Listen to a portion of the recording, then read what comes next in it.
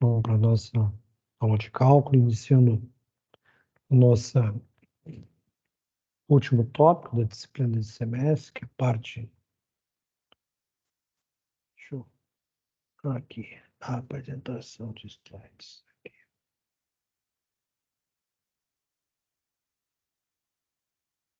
Uma. Então deixa eu só mudar aqui meu ponteiro do mouse. Tá meio que ratinho na rede hoje. Tá um saco.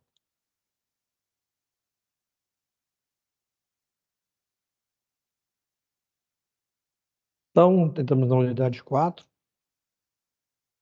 E nessa unidade 4, a gente vai falar um pouco sobre a aplicação prática, tá? Então, das derivadas parciais e das integrais duplas, tá? Então, a aplicação que eu já comentei com vocês a aula passada, principalmente derivadas parciais, né? É a gente, por exemplo, determinar o fluxo, né, de um fluido em um conduto, né, no espaço tridimensional ao longo do tempo. Então, a gente consegue ter previsibilidade quanto vai ter de vazão, de fluxo neste fluido, tá? Então, esse campo, né, nos dá uma aplicabilidade para enormes assuntos na parte de ciências naturais, né, e também na parte da engenharia.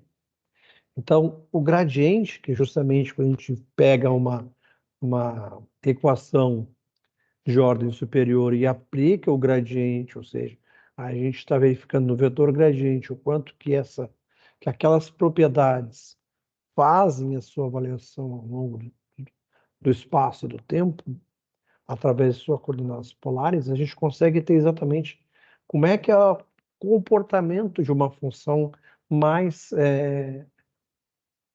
aproximado da vida real. Então, por exemplo, eu posso querer descobrir qual é a vazão, por exemplo, que eu tenho de uma determinada quantidade de um produto numa indústria. Então, a gente sabe que os materiais normalmente não são compostos homogêneos, eles são compostos heterogêneos. Então, eles podem ter uma variação com relação à sua quantidade, à sua densidade, conforme a posição que ele se encontra numa tubulação, a posição que ele se encontra em um tanque, por exemplo.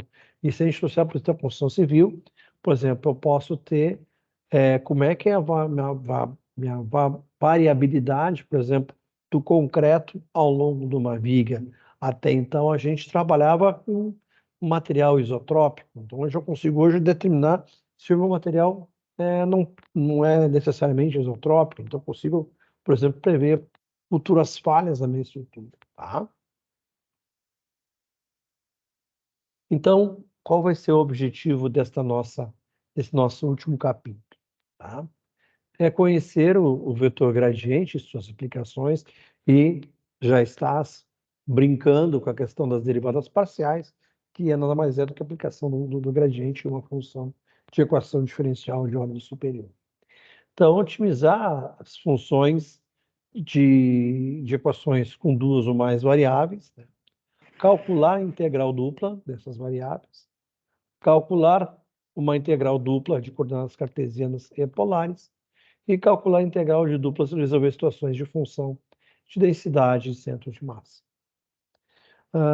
Nós chegamos a comentar, não sei se tu vai te recordar disso, lá quando a gente viu física mecânica, não física e energia, mas física mecânica, que a gente verificava justamente o baricentro. Te recordas disso? Baricentro, não lembro não, Baricentro, sempre que a gente tinha uma figura geométrica e a gente conseguia verificar o quê? Que o baricentro é o centro geométrico de massa de um sólido plano. Te lembra que nós tínhamos, quando nós fazíamos o giro de uma Sim, sim. determinada... Aí a gente pegava várias imagens aleatórias e para encontrar o centro dele, lembro. Isso, tá? Aquela tabela que vocês usaram é a simplificação destes cálculos que nós fazemos aqui. Então, a gente tem um comportamento, por exemplo, então, de uma figura geométrica, por exemplo, o cilindro. Te lembra que nós tínhamos duas fórmulas para o cilindro, para determinação do centro de massa? Uma, ele fazendo o giro no centro dele, e outra fazendo o giro numa face dele. Sim, Pois é, justamente isso são a coordenada polar a qual eu estou fazendo o meu gradiente na minha equação diferencial. certo. Tá? Então, são aplicações práticas que nós vimos lá para trás, que a gente dizia para vocês. Agora vocês vão ver de uma forma simplificada, e mais adiante a gente vai ver de uma forma um pouco mais rebuscada. Então, vamos falar então um pouco da nossa situação problema. Então, vistam a camisa do engenheiro químico, né? Então, imagine que vocês foram contratados por uma empresa de grande porte, né? E vocês foram contratados para projetar um reator tubular isotérmico. Então, na engenharia química, a gente chama de reator qualquer equipamento aonde ocorre uma reação química. Claro que a gente utiliza no jargão popular, né? No jargão não técnico, né? Quando tu fala um reator, a gente sempre imagina um reator nuclear, né? Sim, Tá. Então, não, um reator, na verdade, então, é um equipamento onde ocorrem transformações físico-químicas, tá? Um reator nuclear é um caso particular de um reator industrial. Tá? Então, quando eu digo, se eu estou dizendo que o reator é um reator tubular isotérmico, então o que eu vou ter? Eu vou ter um reator num formato de tubo, não num formato, por exemplo, o reator eu posso ter diversas formas. Eu posso ter um reator tubular, qual é o caso, eu posso ter um, um reator numa forma de uma panela, né? Reator numa forma de um funil. Por exemplo, o reator de forma de uma panela, mais comumente, que eu posso dar um exemplo para vocês agora, é um altoforno, por exemplo, de uma indústria siderúrgica, que nada mais é do que uma grande panela aberta, onde eu coloco, desculpa, as minhas misturas de minério de ferro, mistura de carbono, de carvão, né, oxigênio, e eu coloco aqui uma temperatura para fazer com que eu tenha aquela mistura de aço, de ferro, faço a redução dele para um ferro 2 e faço a transformação para um aço. Tá? Então, isso é um reator. Ou seja, um alto forno de uma siderúrgica também é um reator. Um exemplo um pouco mais delicado. Tá? Um reator de fabricação de substâncias farmacêuticas. Não sei se já tivesse a oportunidade de ver. Ele é um reator num formato, né, de V fechado, encapsulado. Então, ele fica girando, né, no seu próprio eixo também para poder aqui facilitar as minhas reações químicas orgânicas, fazendo a transformação de diversos fármacos e medicamentos que sejam necessários para uma dada reação que foi projetada. Tá? Então, o que diz aqui? Ó? Que o reator deve ser projetado com base no princípio de construção casco e tubo. Então, eu já vou te dizer que este reator nada mais é do que um trocador de calor. Tá? O que é um trocador de calor? Trocador de calor é um equipamento industrial que ele é feito ou para refrigerar um fluido ou para aquecer um fluido. Tá? Então, um exemplo clássico de um trocador de calor, tá? É um equipamento utilizado, por exemplo, para resfriar água que vem de um sistema industrial onde há liberação de calor. Então, eu vou ter que usar água para refrigeração nesse sistema, e essa água depois é jogada dentro de um reator isotérmico, ou seja, que tem a mesma temperatura. Eu mantenho sempre a mesma temperatura nele, e conforme o meu fluxo de água, ou seja, a minha vazão de água dentro desse meu reator, eu consigo manter a minha temperatura de trabalho ideal que eu necessito no meu sistema. Um outro exemplo de um reator isotérmico, mas não se poderia, nesse caso, de casca tubo seriam os reatores, né, de colmeia que são utilizados para fazer a refrigeração dos automóveis. Tá? Então, o radiador de um veículo é um trocador de calor isotérmico. Tá? Então, o que ele pede? Que o projeto do reator químico deve incluir o quê? A concentração do produto desejado, ou seja, eu tenho que saber que eu tenho que ter uma concentração, ou seja, se eu estou vendendo um produto, por exemplo, eu quero fazer uma substância, uma água salobra, por exemplo. Vamos falar em termos de indústria farmacêutica. Quero fazer soro fisiológico. O soro fisiológico farmacêutico ele tem a concentração de hidróxido de sódio, de cloreto de sódio, ou seja, o sódio de cozinha, na faixa de 9,9%. Então, eu tenho o quê? Eu tenho a concentração do meu produto, não variar mais do que aí eu vou ter que determinar meu erro, 1%, meio por cento, então eu sei que eu tenho uma concentração que ela tem que ser atingida. Tá? Bom, o volume do casco que vai me dizer o quê? É a minha quantidade que eu necessito de produzir por dia.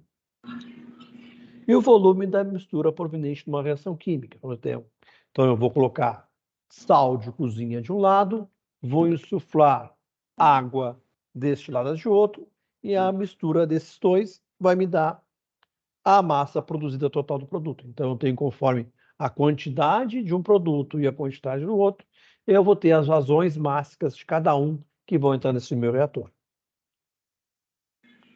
Então, como a gente aplica as integrais duplas nesse projeto? Como seria possível otimizar a produção? Então, basicamente, eu tenho duas variáveis aí. Quais são minhas duas variáveis? Concentração e volume de produção. Então, a gente sabe que para otimizar a produção, o que eu tenho que ter?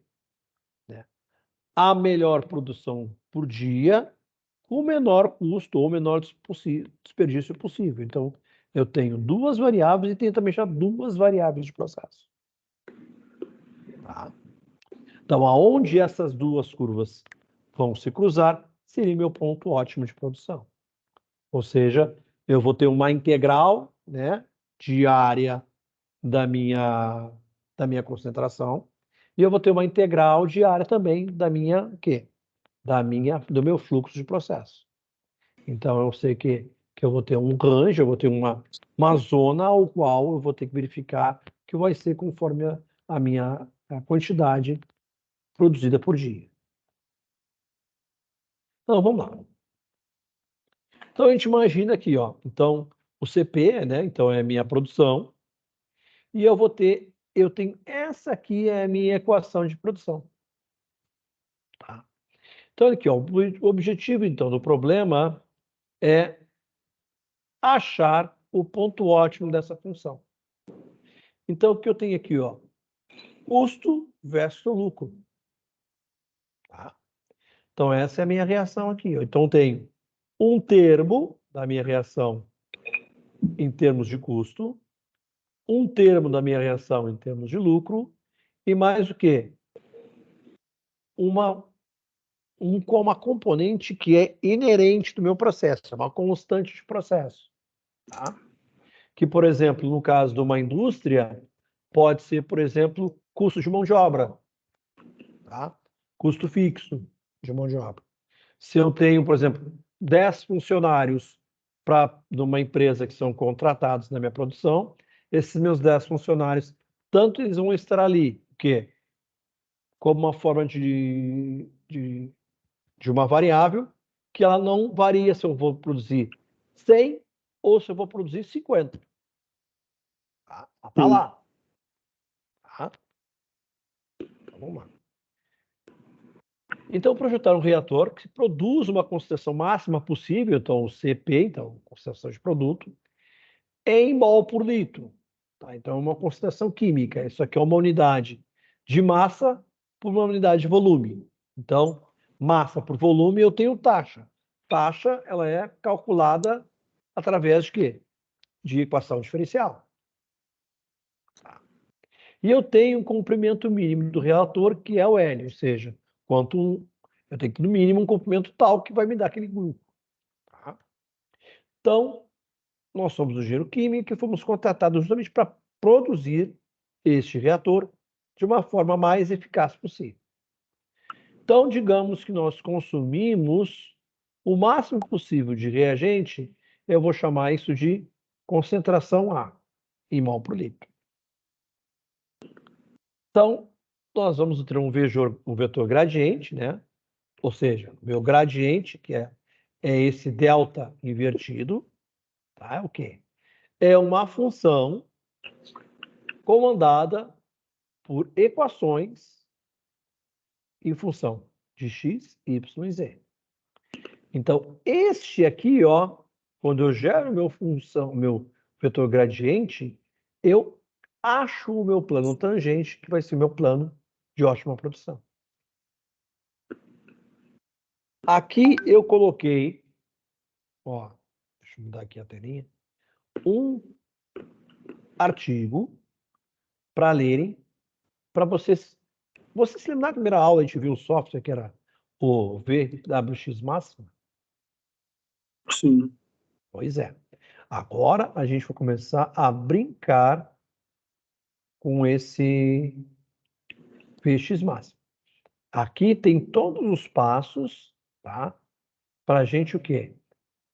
Utilizar o VX Máxima para a gente poder utilizá-lo nos nossos problemas. Então aqui um artigo foi publicado num congresso, tá? Então aqui, ó, ele dá um exemplo para a gente jogar, olha aqui, ó. O que ele fez aqui, ó? Ele pega um exemplo de um sólido em revolução. Então ele pega a altura e ele vê o diâmetro, o raio externo e o raio interno. Então isso aqui ele plotou para quê? O quê? Para ter uma curva que foi medida. Essa curva ela é plotada. Essa curva foi medida através de quê? De uma embalagem de fermento em pó. Então, essa curvinha aqui, ela foi plotada dentro do gráfico. Então, aqui, ó. Se tu olhar esses pontos aqui, ó, é a lateral do pote. Uhum. E aí, o que? Nós temos o quê?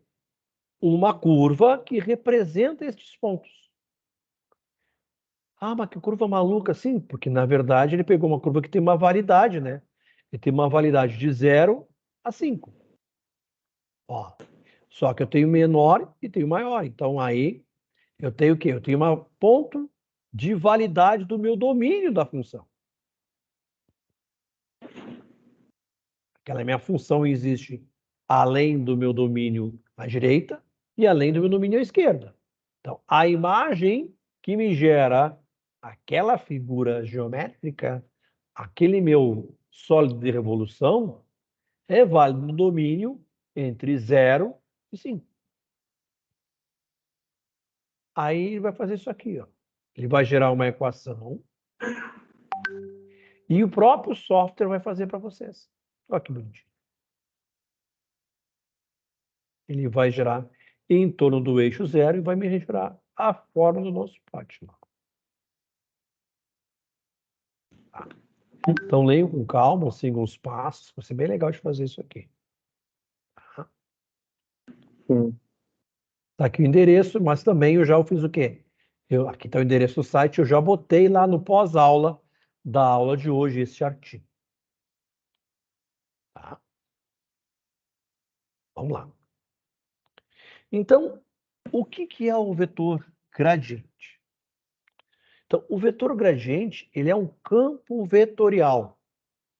Ou seja, ela é uma função que fornece um vetor para cada posição espacial em que encontramos localizados. Então, eu vou ter uma posição espacial neste plano para cada ponto deste plano. Então, ele indicará a direção máxima da derivada e terá um módulo que indicará o valor da derivada direcional na direção referida. Então, o que vai ser o meu gradiente?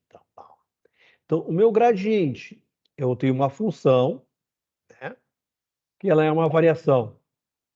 É a função de x e de y. Então, eu vou ter uma componente em x, ó, uma componente, a minha f de x. O i aqui é o nosso vetor unitário, ou seja, na direção x. E a minha f de y, com o par denotado em x e y, com um vetor unitário j. Então, cada componente dessa, então por isso que a gente fez interessante aquela brincadeirinha, ó. Então, a minha derivada, aqui está errado, aqui é y, tá? A minha derivada parcial da minha função x, y em relação a x representa a minha derivada na direção i. A minha derivada parcial da função em relação a y me define o meu módulo da minha equação na direção j. Tá? Olha lá. Então, o meu vetor unitário vezes o meu vetor qualquer é o meu produto vetorial da minha função f de x e f de y. A e B, o que é? É os módulos no ponto AB do meu vetor. Não o meu vetor, não do meu gradiente, mas o meu vetor normal. Então, a meu módulo, a minha componente em x do meu produto vetorial, então a minha função em relação a x, vezes o módulo do meu vetor A, vezes a minha função em direção Y, vezes o módulo do vetor em direção B.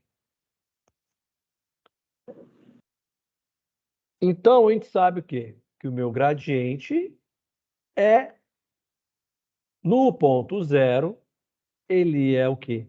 Ele é um vetor com os pontos de x igual a zero e y igual a zero. E o divergente, que é esse aqui, é esse produto que a gente acabou de fazer. Então, nós temos o gradiente e nós temos o divergente da função.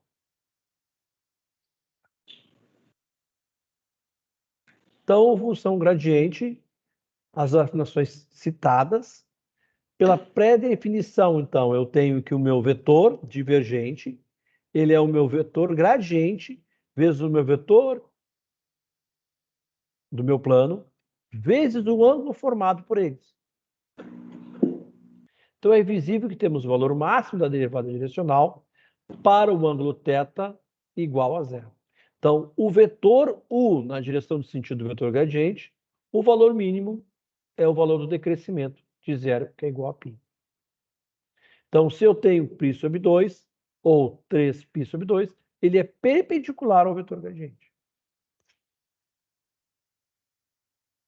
Então, como é que a gente otimiza isso? Então, essas funções são utilizadas para a gente calcular ou maximização ou mixação de pontos.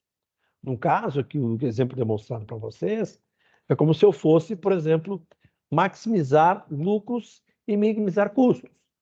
Então, isso é de grande importância para o estudo de econômicos de processo, tá? Econômicos de obra. Então, essa otimização a gente vai estudar um pouquinho mais adiante. Então, é uma derivada nula que mostra que a função não varia nas proximidades do ponto indicado. Ou seja, é o ponto crítico. Então, a gente vai também, com essa análise, saber o ponto de máxima eficiência do combustível, por exemplo. A derivada segunda, ela vai nos fornecer o ponto mínimo ou o ponto máximo. Ou seja, e como é que eu vou identificar isso? Que ele é o ponto mínimo ou o ponto máximo? Pelo sinal, quando dá a substituição no ponto, imediatamente anterior e imediatamente posterior. Então, se eu tenho sinais de formato negativo e ela muda para o formato positivo, eu tenho um ponto de mínimo. Se eu tenho sinais positivos e muda para o sinal mínimos, eu vou ter pontos de máximo. Tá? Então, se eu fizer o giro, por exemplo, de um sólido em revolução, eu vou ter formatos de figuras muito parecidas com estruturas de cascas, para a gente poder analisar os nossos pontos ótimos de produção. Então, aqui, uma figura de ponto de máximo, e aqui uma figura de ponto de mínimo. Essa aqui é uma figura de ponto de cesta, tá? De ponto de cesta é uma figura que só tem um ponto de mínimo, tá? Então, otimização, para analisar a concavidade da região em torno do ponto, verificamos os pontos de concavidade distintos. Então, o fluxograma de pontos críticos. Então, eu pego os pontos e vou substituindo, tá? Para a gente ver, então, se eu tenho que o meu ponto H é maior do que zero, eu posso ter duas situações. Se imediatamente anterior ele é negativo, então ele é um ponto de máximo. Se imediatamente após ele é positivo, ele é um ponto de mínimo. E se o ponto HB é diferente de zero, então é um formato de cesta. Desculpa, de cela. Então, entrem lá na nossa unidade 4.1, façam as questões diagnósticas, tá? E comecem a brincar justamente com aquele software que eu passei para vocês, utilizando e lendo este artigo, que eu botei no pós-aula da aula de hoje. Tá? A aula que vem, o que eu pretendo fazer com você? Deixa eu botar minhas funções aqui. Eu vou pegar e vou dar 2 conteúdos, tá? Para a gente tentar, nas nossas 2 últimas aulas, se dedicarmos mais exercício. Vamos dar uma olhadinha aqui, ó, no nosso calendário. Deixa eu ver aqui. Deixa eu pegar o calendário acadêmico aqui para não ter erro.